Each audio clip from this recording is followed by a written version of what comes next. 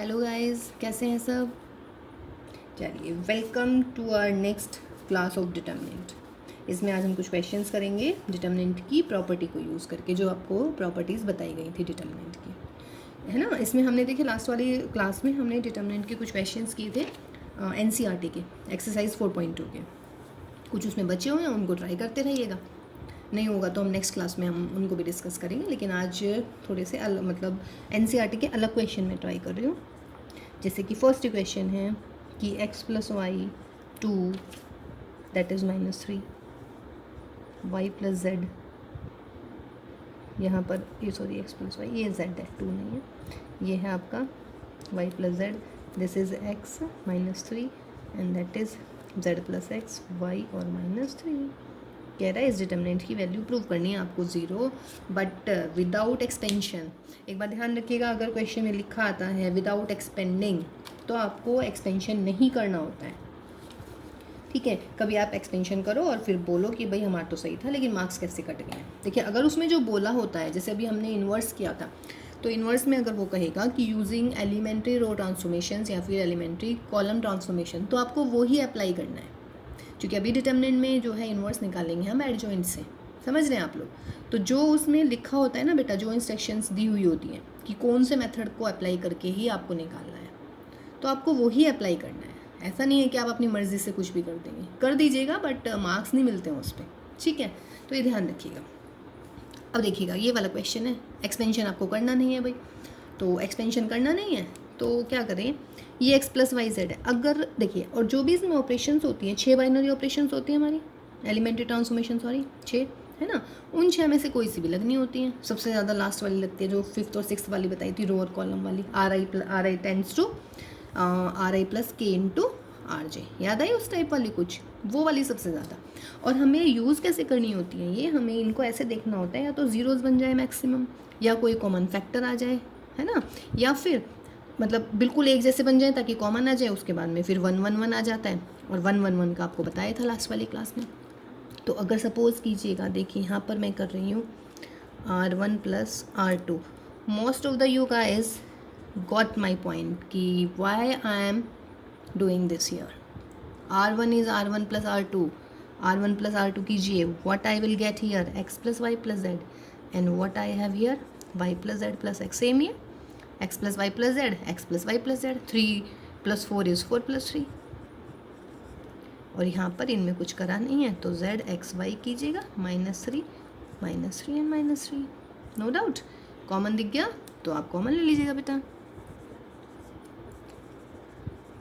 Taking common x plus y plus z from R1, और देखिए साथ साथ इसको भी ले लीजिएगा। R3 में देखिए -3 है हर जगह, तो -3 फ्रॉम R3, ठीक, ले लीजिएगा। जो भी कॉमन लेते हैं आप बाहर लिख लेते हैं, -3 x plus y plus Z.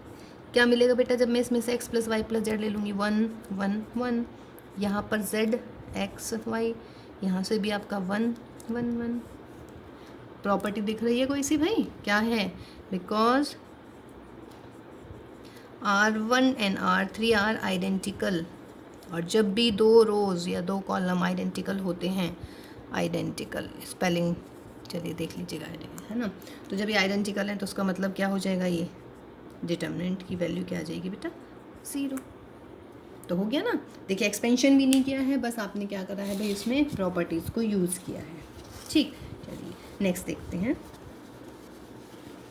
तो मीन्स आपको देखिए, जब भी इसमें जो एलिमेंट्री ट्रांसफॉर्मेशंस लग रही हैं, उसमें आपको सोचना पड़ेगा भाई, मीन्स कि कैसे आ सकता है यार, ऐसे सोचना है आपने थोड़ा सा। और सोचेंगे मतलब कब होएगा ये ज़्यादा इफ़ेक्टिव, जब आप इन क्वेश्चंस की प्रैक्टिस पे प्रैक्टिस करेंगे, है ना। इतनी प्रैक्टिस कर लीजिएगा डिटर्मिनेंट की, जहाँ से जो सा क्वेश्चन मिल रहा है उसे ही ट्राई करने की कोशिश कीजिएगा। एनसीईआरटी के सारे एग्जाम्पल्स आपके होने चाहिए, आपको प्रॉपर क्वेश्चंस होने चाहिए उसके, प्लस एनसीईआरटी के अलावा जो भी बुक आप ट्राई कर रहे हैं वो।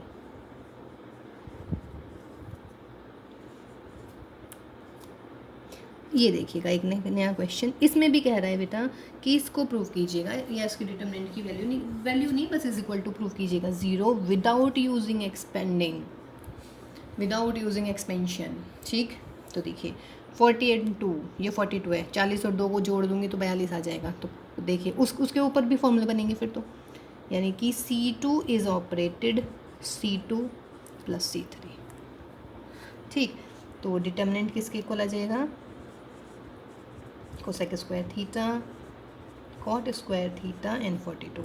ये क्या होएगा भाई, कॉट स्क्वायर थीटा प्लस 1, ये बेटे cosec square theta minus 1 n 42, 1 minus 1 n 2। ये मेरा 12th का काम ख़त्म हो गया। यहाँ मेरा शुरू होगा ट्रिग्नोमेट्री का काम, यानी कि हमारी 9th 10th 11th में हमने ट्रिग्नोमेट्री पढ़ी है, वो काम आने वाली है। देखिए जिसको ट्रिग्नोमेट्री के फॉर्मूले याद नहीं है वो बच्चा यहीं अटक जाएगा, गया उसका क्वेश्चन आगे, है ना। तो इसलिए मैं कहती हूँ कि जो हमारी ट्रिग्नोमेट्री होती है वो जो है इसकी नींव होती है हमारे मैथ्स की, बहुत जगह काम आती है। जब हम मतलब डेरिवेटिव करेंगे यानी कि कैलकुलस करेंगे, उसमें देखिएगा आप हर जगह मैं आपसे ट्रिग्नोमेट्री के फॉर्मूले पूछूंगी हर जगह, तो इसको ट्रिग्नोमेट्री के फॉर्मूले आपको सबको याद होने चाहिए। और वैसे बेटा मैथ्स ना तभी अच्छा लगता है जब आपको ना पुराने फॉर्मूले याद हो। देखिए नए फॉर्मूले आते चले जाएंगे, लेकिन पुरानों की ज़रूरत पड़ेगी हमें, लास्ट तक पड़ेगी। अब देखिए कॉट स्क्वायर थीटा प्लस 1 क्या होता है भाई, कोसेक स्क्वायर थीटा होता है।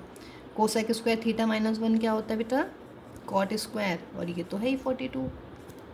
देखिए सवाल ख़त्म। जिसको ट्रिग्नोमेट्री का फॉर्मूला याद है उसका सवाल हो गया भाई, जिसका नहीं, जिसको याद नहीं है वो बेचारा आगे पीछे से पूछता रहेगा कि भाई ये बता दे, ये बता दे। अब देखिएगा सेम है या नहीं, C1 and C2 are same, और जब भी दो सेम कॉलम या रोज हमें मिल जाती हैं तो डिटर्मिनेंट क्या होता है भाई, 0। ठीक, देखिए कितना बड़ा सवाल था, आंसर कितना आया, छोटा सा 0 आया। ठीक, तो ट्रिग्नोमेट्री आप अच्छे से लर्न कीजिएगा, ट्रिग्नोमेट्री के फॉर्मूले।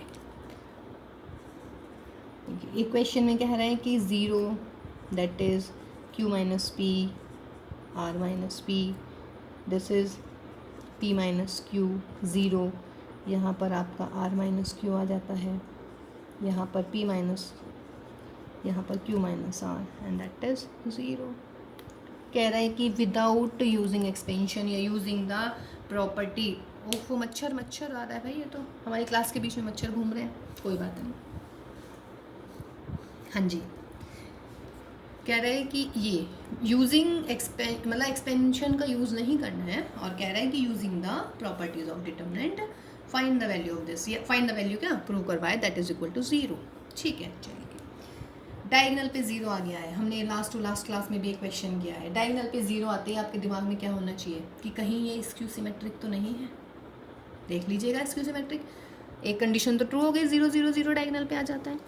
यहाँ वाला एलिमेंट क्या होता है बेटा, यहाँ वाले और यहाँ वाले सेम होते हैं बट साइन चेंज होता है, P minus q Q minus p, sign change, P minus R R minus p, sign change, Q minus R R minus q. तो व्हाट इज दिस मीन कि this is skew symmetric, skew symmetric. And after that order क्या है इसका, of odd order, और it is very very much clear कि when we have a skew symmetric matrix of odd order then the determinant is 0। हो गया सवाल, ठीक है, इसमें आपको कुछ भी नहीं करना पड़ा, आप इसमें सिर्फ रिजल्ट लिखेंगे, ये वाला रिजल्ट लिख लीजिएगा कि because this is skew symmetric. अब देखिए जब तक ये याद नहीं होगा आप लिखेंगे कैसे, तो इसीलिए जो रिजल्ट लिखवाए गए हैं, मीन जो रिजल्ट्स आपको पढ़ाए गए हैं उनको याद भी रखना है। ठीक, देखिए एक क्वेश्चन और है भाई, कह रहा है कि A B C M N P and that is X Y Z। कह रहा है कि if this determinant is equal to K then find 6A 2B 2C 3M N P 3X Y Z। इसकी वैल्यू निकालनी है आपने, ठीक है, इसकी वैल्यू के टर्म्स में, है ना। ये है आपका मल्टीपल चॉइस क्वेश्चन, इसमें आ रहे होंगे आपके K 6K 4K 3K। ठीक, अब देखते हैं उसमें से भी कौन सा सही है मल्टीपल चॉइस के लिए। देखिए कॉमन निकाले कुछ, इसमें से भी कॉमन है, इसमें से भी कॉमन है, तो C1 में से ले लेते हैं पहले कॉमन। क्या कॉमन है, 3 3 6, तो टेकिंग कॉमन टेकिंग लिख लीजिएगा, टेकिंग कॉमन 3 फ्रॉम C1, पहले C1, ठीक है, ले लीजिएगा। एक इसमें ऐसा नहीं करेंगे कि यहाँ से 3 ले लिया इसी के साथ यहाँ से 2 ले लिया, कैसे करोगे, ठीक है, एकदम नहीं करने, एकदम नहीं होते हैं ये सारे ऑपरेशंस, ठीक। ये हमने एक प्रॉपर्टी लिखवाई भी है आपको। तो बताइए भाई डेल्टा क्या हो जाएगा, 3 इसमें से निकाला है तो कॉमन बाहर आ जाएगा, यहाँ पर मिलेगा मुझे 2AMX 2B NY and here 2CTZ। अब फिर कुछ कॉमन लग रहा है बेटा, R1 में से ले लूँ 2 कॉमन, ले लीजिएगा। तो टेकिंग कॉमन 2 फ्रॉम R1, ले लीजिएगा भाई R1 में से कॉमन, तो 3 × 2। तो जब R1 में से कॉमन ले लेंगे तो क्या मिलेगा, ABCMNPXYZ।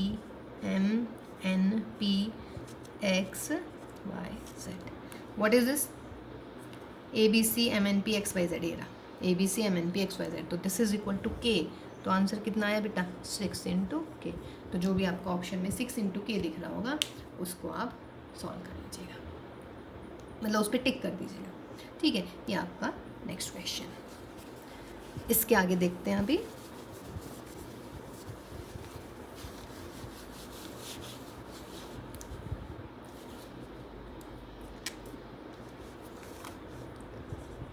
कह रहे हैं अगले में 1 ओमेगा ओमेगा स्क्वायर। ओमेगा क्यों पढ़ रही हूँ, ये डब्ल्यू क्यों नहीं पढ़ रही हूँ, बिकॉज क्वेश्चन में गिवन है here omega is the cube root of unity, यानी कि डब्ल्यू जो है आपका, और डब्ल्यू नहीं पढ़ते फिर हम इसको पढ़ते हैं omega, this is the cube root of unity. अब देखिएगा फिर मैं वही कहूँगी, क्यूब रूट ऑफ यूनिटी, आप क्यूब रूट ऑफ यूनिटी पढ़ा है आपने 11th क्लास में। जब तक आपको ये नहीं पता होगा कि what is the properties of cube root of unity, तब तक आप इस सवाल को नहीं कर पाएंगे, क्या क्या होती हैं क्यूब रूट की, ये था 11th का। तो बार बार मैं बोल रही हूँ कि आपको 12th का मैथ्स बहुत अच्छे तरीके से आएगा अगर आपको पुराने सारे फॉर्मूले याद होंगे। सिर्फ फॉर्मूले आई एम नॉट सेइंग कि क्वेश्चन आपको पुराने भी याद होने चाहिए, फॉर्मूले कर लेंगे ना तब भी हम किला जीत लेंगे मैथ्स में। तो क्या होती है अभी property, omega cube is equal to 1 and 1 plus omega square होता है 0। ये हमारी दो प्रॉपर्टीज़ होती हैं, है ना। देखिए इनमें से कोई ओमेगा क्यूब तो दिख ही नहीं रहा है कहीं भी, तो ये वाला आ सकता है। देखिए कैसे आ सकता है, यदि मैं इनको रो वाइज या कॉलम वाइज जोड़ दूँ। तो सपोज़ कीजिएगा मैं कर रही हूँ R1 is operated R1 plus R2 plus R3। तो डिटर्मिनेंट क्या हो जाएगा, दिस इज माई सॉल्यूशन। तो जोड़िएगा बेटा 1 प्लस ओमेगा स्क्वायर, यहाँ पर भी क्या हो गया omega plus omega square plus 1, और यहाँ पर क्या मिलेगा omega square plus omega plus 1। This is omega square 1 and omega. ऊपर वाली रो सेम है क्या, देखिए 1 plus omega square, omega square plus 1, omega square plus 1 plus omega, all are same. तो कॉमन ले लीजिएगा 1 प्लस ओमेगा स्क्वायर बाहर common. तो या चलिए कॉमन भी नहीं लेना है, प्रॉपर्टी लगा दीजिएगा, कॉमन क्या लेना, अब तो आंसर ही आना है। 1 प्लस ओमेगा स्क्वायर कितना 0, तो 0 0 0 omega square 1 omega square 1 omega. And अगर हमारी एक रो के सारे एलिमेंट 0 तो आंसर कितना आएगा भाई 0। तो ये हमारी होती है डिटर्मिनेंट की प्रॉपर्टी। तो therefore this is equal to what 0। Okay, चलिए देखिएगा नेक्स्ट। बहुत इजी, देखते हैं एकदम आना चाहिए दिमाग में। 11 12 13 ये आ गया 14, यहाँ पर 13, यहाँ पर 14 और यहाँ पर 15। कह रहा है इक्वल टू 0। जितने भी क्वेश्चन मैं करवा रही हूँ ना बेटा, उसमें मैं एक लाइन भूल रही हूँ, विदाउट यूजिंग एक्सपेंशन। आपको एक्सपेंशन यूज़ नहीं करना है, ठीक है। चलिए जब एक्सपेंशन यूज़ नहीं करना है, देखिएगा ज़रा, देखें कुछ आ रहा है दिमाग में, सब क्या आ गया होगा, मैं बिल्कुल श्योर हूँ। आप कर लीजिएगा इसको, 2 ऑप्शन है मेरे पास में। कॉलम के साथ कर लेते हैं, हम कॉलम को भूल जाते हैं, कॉलम ने बुरा मान लिया तो गड़बड़ हो जाएगी। देखना भाई, लगा दे 11 12 13, C2 minus C1 12 minus 11 1, 13 minus 12 1, 14 minus 13 1, C3 minus C2 13 minus 12 1, 14 minus 1 15 minus both are identical, तो आंसर कितना 0। देखिए कितना बड़ा सा सवाल लग रहा था, लेकिन आंसर कितना नन्ना सा आ जाता है बेचारा, 0 आ जाता है ना। 0 वैसे डिटर्मिनेंट का ऐसा नहीं लग रहा है जितने हम क्वेश्चंस कर रहे हैं कि 0 डिटर्मिनेंट का फेवरेट है, अधिकतर क्वेश्चंस के आंसर 0 आ रहे हैं। बट ऐसा नहीं है, कभी बिना सॉल्व कर ही लिख दो कि अरे 0 आ गया भाई, ठीक, ऐसा भी नहीं करना। नेक्स्ट में देखिए बेटा, नेक्स्ट क्वेश्चन में कह रहे हैं कि determinant is 1/a, 1/b, 1/c, 1 1 1 1 and here BC CA and AB। सही है। अब देखिएगा इसमें हमारे पास 2-3 ऑप्शंस हैं, मतलब या तो मैं ABC से मल्टीप्लाई कर दूँ दो पूरे उसमें, है ना, इसमें ठीक, इसमें A से मल्टीप्लाई कर देती हूँ, उसमें B से, इसमें C से, या तो ऐसे कर लेती हूँ या कॉमन ले लेती हूँ, मर्जी है मेरी। तो 1 देखिए कॉमन मतलब वही वाली बात होती है, टेकिंग, बताती हूँ मैं अभी, common 1/a from R1, 1/b from R2 and 1/c from R3। ठीक है। अब देखिएगा क्या कहना चाह रहे हैं, जब 1/a 1/b 1/c कॉमन आ जाएंगे तो ये बाहर आ जाएगा 1/abc। जब यहाँ से 1/a कॉमन तो 1/a कॉमन यहाँ है ही नहीं तो a, यहाँ पर भी कितना abc, 1/b कॉमन 1, यहाँ पे भी क्या आएगा बेटा b, यहाँ पर abc, यहाँ पर 1, यहाँ पर c और यहाँ पर कितना है ना। एक क्वेश्चन और हमने किया था, उसमें मैंने लिखा था कि multiplying ABC in R1 and R2 and R3, या फिर कॉलम में, और फिर मैंने बाहर लिख दिया था, उसका मतलब भी यही था आपका, है ना। और देखिए वैसे भी डिटर्मिनेंट में ये ज़्यादा इफेक्टिव है बजाय उसके टेकिंग कॉमन। अगर वहाँ पे भी मुझे क्वेश्चन याद नहीं आ रहा, आई थिंक 14 था या जो भी था, तो उसमें आप ऐसे कर दीजिएगा, ठीक, वो भी है, वो भी ठीक है। अदरवाइज अब कुछ कॉमन लग रहा है R1 में से कॉमन, सॉरी C1 में से कुछ कॉमन ले लें भाई, तो आप C1 में से कॉमन ले लीजिएगा। क्या कॉमन दिख रहा है C1 में से,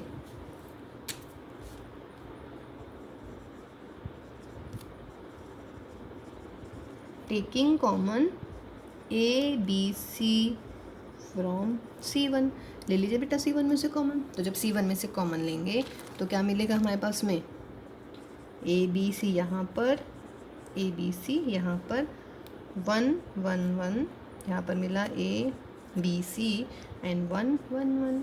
देखिए दोनों सेम है, कौन कौन सी, C1 and C3 are same, और जब भी दो कॉलम रो सेम होते हैं, ये गया 1, तो आंसर कितना आना चाहिए हमारा 0। ठीक है जी। तो ये डिटर्मिनेंट की वैल्यू भी हमारी कितनी आ गई है 0। देखिए एक और क्वेश्चन जिसकी डिटर्मिनेंट की वैल्यू कितनी आई हमारी 0 आ गई है। उसके बाद में अब आप देखिएगा एक क्वेश्चन कह रहे हैं कि sine alpha, sign beta, sine cos tan वगैरह आते ही ना अधिकतर बच्चों के बीपी लो शुरू हो जाते हैं। अरे भैया ट्रिग्नोमेट्री आ गई है, ट्रिग्नोमेट्री से आपको बहुत डर लगता है ना। जब आपको कैलकुलस कराएंगे तो उससे पहले आपको ट्रिग्नोमेट्री के फॉर्मूले याद करने का शॉर्ट ट्रिक बताएंगे कि क्या होती है। वैसे आप सोच रहे होंगे कि मैम अभी क्यों नहीं बता रही हैं, अभी भी तो यूज़ हो रहा है। एक्चुअली अब तो निकल गया ये सारा चैप्टर ना, हाँ ध्यान नहीं रहा, नहीं तो मैं इसी में बता देती आपको, बट कोई बात नहीं। चलिए जी, किसका फॉर्मूला लग रहा है, क्या ओपन करना चाहिए, ये वाला है ना। देखिए ये तो अपने आप में लिखे हुए हैं भाई, साइन अल्फा, इसमें तो कोई कुछ कर ही नहीं सकते आप। ये वाला फॉर्मूला खोलने की कोशिश कीजिएगा, लास्ट वाला, साइन अल्फा प्लस डेल्टा। ठीक, ओपन करते हैं साइन अल्फा प्लस डेल्टा। तो determinant is equal to sine alpha sine beta sine gamma, ये यूँ ही रह जाएगा बेटा, cos alpha cos beta cos gamma. Sine alpha plus delta का फॉर्मूला क्या होता है, sine alpha cos delta plus sine delta cos alpha. Sine beta plus delta, sine beta cos delta sine delta cos beta, फिर last sign alpha cos delta and this is sine delta cos gamma. ये आ गया। ठीक है, ये मेरा determinant. अब देखो बेटा आप लोग इसमें ये वाला जो कॉलम है हमारा, ये सॉरी साइन, क्या लग रहा है बेटा इसमें? Cos alpha cos beta cos gamma, ये रहा cos alpha cos beta cos gamma, ये साइन डेल्टा है, यानी कि इसमें मैं साइन डेल्टा की मल्टीप्लाई कर दूँ।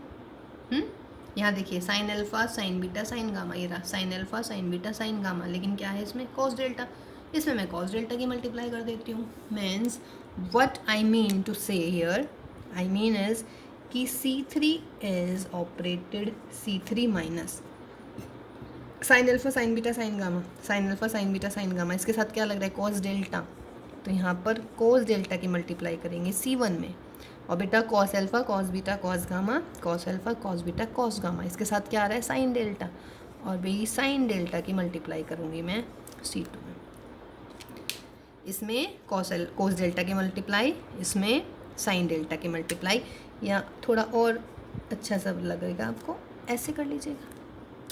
मीन्स इसमें कॉस डेल्टा की मल्टीप्लाई करेंगे, इसमें किसकी करनी है साइन डेल्टा की, और दोनों को ऐड कर दीजिएगा तो क्या मिलेगा cos delta sign alpha plus cos alpha sine delta, ये रही फर्स्ट टर्म, और इसको C3 में से क्या कर देंगे आप माइनस।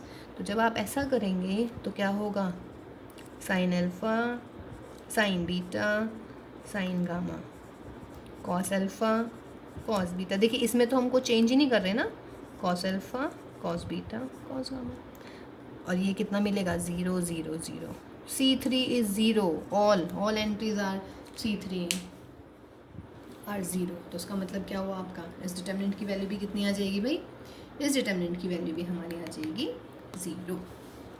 ठीक है, तो थोड़ा सा सोचने वाला सवाल सा बन गया, बट लेकिन अच्छा है ना। लेकिन आपको देखिए क्या यूज़ हुआ इसमें, सिर्फ बेटा इसमें सिर्फ आपको यूज़ हुई है आपकी प्रॉपर्टीज़, इसके अलावा कुछ यूज़ नहीं कराया हमने इसमें, है ना,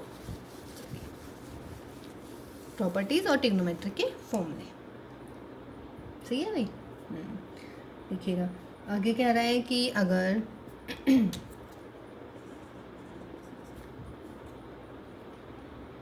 if x y z are in AP, देखिए भाई AP में आ गए हैं, है ना, तो AP थी आपकी कौन सी क्लास की 11th क्लास की, तो आप ध्यान रखिएगा x y z यदि आर इन AP हैं तो क्या हो जाएगा, तो आप एक रिजल्ट लिख लीजिएगा अपना क्या होता है, तो therefore y is equal to x plus z upon 2, ये हमने लिख लिया रिजल्ट आपका x प्लस जेड अपॉन 2। ठीक, अब आप कीजिएगा, तो देन डिटर्मिनेंट में कह रहे हैं 4 5 6 x 5 6 7 y 6 7 8 z, और यहाँ पर मिला हमारा x y z 0।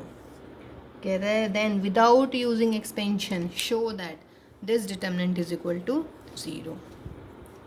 ठीक है, विदाउट यूजिंग एक्सपेंशन करना है आपने कि इस डिटर्मिनेंट की वैल्यू कितनी आ रही है बेटा 0 आ रही है। देखिए y है हमारा x प्लस जेड अपॉन 2, समझ रहे हैं, तो y यानी कि यहाँ पे 0 आ सकता है यदि मैं इन दोनों को ऐड कर दूँ और अपॉन में 2 कर दूँ, या ऐसा कर लीजिएगा। चलिए और थोड़ा इजी कर लेते हैं, y की वैल्यू रख लेते हैं x प्लस जेड अपॉन 2, तो 4 5 6 x 5 6 7, यहाँ पर मिल गया मुझे x plus z upon 2 6 7 8 z x y z 0। ठीक, अब देखिएगा भाई ये x है ये z है, यहाँ पे x प्लस जेड अपॉन 2 है, तो अगर मैं इस वाली रो में से यानी कि R2 में से इन दोनों को ऐड करके अपॉन हाफ कर दूँ तो यहाँ पे 0 आ जाएगा। भाई देखिए मेरा मेन रहेगा इसमें से एक्स वाई जेड को भगाना, मीन्स अगर मैं एक्स वाई जेड को इसमें से एलिमिनेट करने की कोशिश कर दूँ तो फिर तो ये नंबर है, नंबर को तो हम देख ही लेंगे भाई, मैथ्स ले रखा है इन ऐसे नंबरों को तो हम यूँ छुट्टी कर देंगे इनकी, तो है ना। तो देखिएगा चलिए, तो बस मेन होता है वेरिएबल को हटा दीजिएगा अगर क्वेश्चन में वेरिएबल्स दिख रहे हैं, और आपके पास प्रॉपर्टी थी ये वाली। ठीक, तो ये अब हम इतने क्वेश्चंस कर चुके हैं, आप लोगों को एकदम स्ट्राइक करना चाहिए कि हाँ यार ऐसे कर सकते हैं। तो देखते हैं अभी हम, तो मैं कह रही हूँ R2 is operated R2 minus R1 plus R3 upon 2, देखिएगा ये कर R1 प्लस R3 अपॉन 2 कर लेते हैं, तो डिटर्मिनेंट की वैल्यू R1 में कोई चेंज नहीं, कर लीजिएगा 4 5 6 x R2 करो अब भाई 5 में से क्या करना है माइनस करना है, इन दोनों को ऐड करके इसका हाफ करना है। 6 और 4 कितने हो गए 10, 10 का आधा कितना हो गया 2, 5 में से 5 गई 0, बहुत बढ़िया। 7 और 5 कितने हो गए 12, 12 का आधा कीजिएगा 6, 6 में से 6 गए 0। 6 + 8 कितना हुआ 14, 14 का हाफ 7, 7 - 7 0। और x + z/2 इसमें से गया तो व्हाट इज हियर, देखिए 4/4 का डिटर्मिनेंट कराया। हमने सोचा भाई कभी 3/3 के आंसर 0 आ रहे हैं आज, तो हमने सोचा 4/4 का लेके देखते हैं। लीजिए भाई ये तो 4/4 भी क्या आ गया आपका 0 आ गया ना 0, बिकॉज रो R2 जो है उसके ऑल द एलिमेंट्स आर 0, तो hence the value of this determinant is equal to what 0। ठीक है, तो ये कुछ क्वेश्चंस हैं आज के हमारे डिटर्मिनेंट के, है ना, इनके आप प्रैक्टिस कीजिएगा। एंड उसके बाद में फिर हम करेंगे बेटा, या चलिए एक क्वेश्चन और करवाती हूँ, वो आपका ना मल्टीपल चॉइस वाला क्वेश्चन है। ठीक, तो मल्टीपल चॉइस वैसे थोड़ा ये बड़ा मतलब ये ना 2 टाइप से सवाल आ सकता है। पहला मैं आपको मल्टीपल चॉइस वाला करवा रही हूँ आज। 3x - 2 3 and 3 and that is 3, 3x - 8 sorry not 2 and that is 3 and 3 3 और यहाँ पर 3x - 8। ठीक, क्वेश्चन में कह रहा है कि 1 root of this equation will be, पहला ये क्वेश्चन आ सकता है कि 1 root of this equation is, या second 1 value of x of this determinant is. 4 options होंगे आपके पास में। देखिए 3/3 का डिटर्मिनेंट है तो डेफिनेट सी बात है x की वैल्यूज 3 आ सकती है मैक्सिमम, है ना। ठीक, तो आपको सिर्फ एक रूट निकालना है इस क्वेश्चन में और ऑप्शंस दे रखे होंगे। अब देखिएगा यदि मैं इसको रो वाइज या कॉलम वाइज ऐड कर दूँ, ऑलमोस्ट क्वेश्चन में ये रहेगा इनके, कल हम नेक्स्ट वाली क्लास में हम करने वाले हैं value, find the value of x। तो 3x - 8 ये, अगर मैं इसको रो वाइज या कॉलम वाइज जोड़ दूँ तो देखिएगा क्या होएगा भाई, R1 को मैं कह रही हूँ R1 + R2 + R3, क्या मिला बेटा डिटर्मिनेंट, जोड़िए 3x - 8 + 3 + 3 8 - 6 3x - 2 3x - 2 ये भी 3x - 2 और यहाँ पर 3 3 3x - 8 3 3 3x - 8, कोई दिक्कत नहीं है, आ गया 3x - 2 सब में ऊपर। ठीक है, कॉमन ले लीजिएगा, taking common 3x - 2 from R1। ठीक है, मार्कर गया भाई, मार्कर की शाइन। चलिए लास्ट करेंगे फिर अब ये, तो 3x - 2 फ्रॉम R1। तो जब 3x - 2 मैं कॉमन ले लूँगी तो क्या मिलेगा बेटा 3x - 2 और यहाँ पर 1 3 3 1 3x - 8 3 1 3 3x - 8।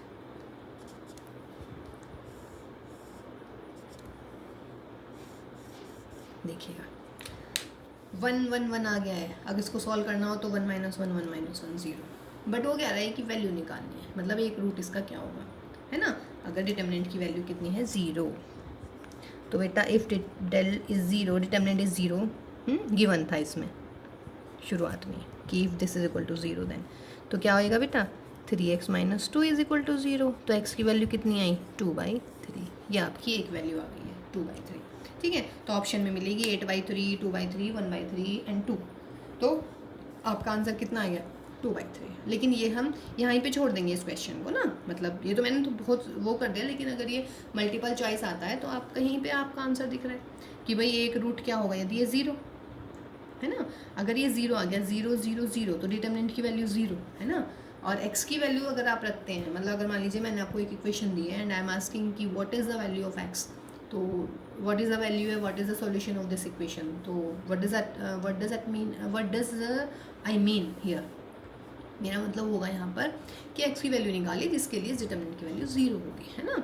तो यहाँ पर आप मतलब कि डिटर्मिनेंट देखिए, डिटर्मिनेंट की वैल्यू 0 अगर मैं x की जगह 8/3 लिख दूँ तो भी आ जाएगी 0, तो या नहीं आएगी, देखिएगा यहाँ 0 यहाँ 0 यहाँ 0, कैसे आएगी भाई, नहीं आ पाएगी, है ना।